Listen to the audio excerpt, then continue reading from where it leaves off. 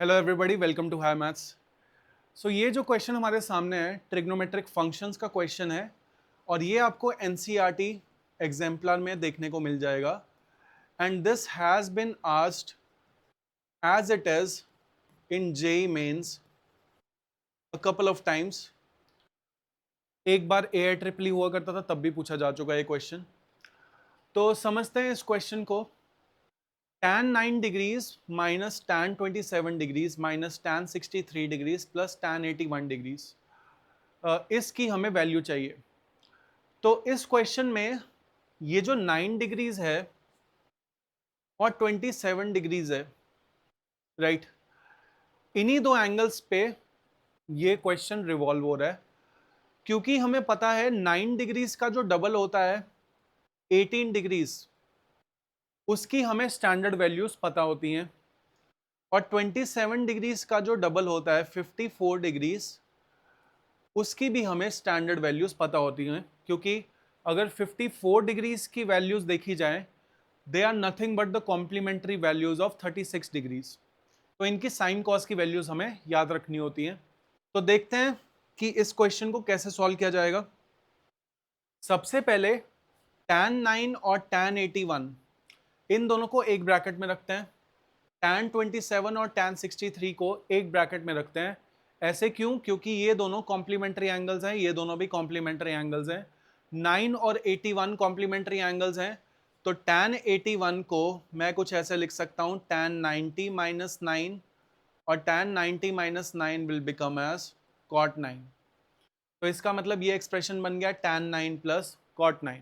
Similarly ये expression बन गया tan 27 प्लस cot 27। अब tan 9 प्लस cot 9, इसको सिंप्लीफाई करके हम ये लिख सकते हैं 2 कोसेकेंट 18, और tan 27 प्लस cot 27 को 2 कोसेकेंट 54 डिग्रीज। अब ये कैसे आता है, right? This is because of this formula cot theta plus tan theta can be written as 2 cosecant 2 theta. इसको हम एक बार डिराइव करके देख लेते हैं। जैसे लेट सपोज हमारे पास है tan 9 degrees plus cot 9 degrees.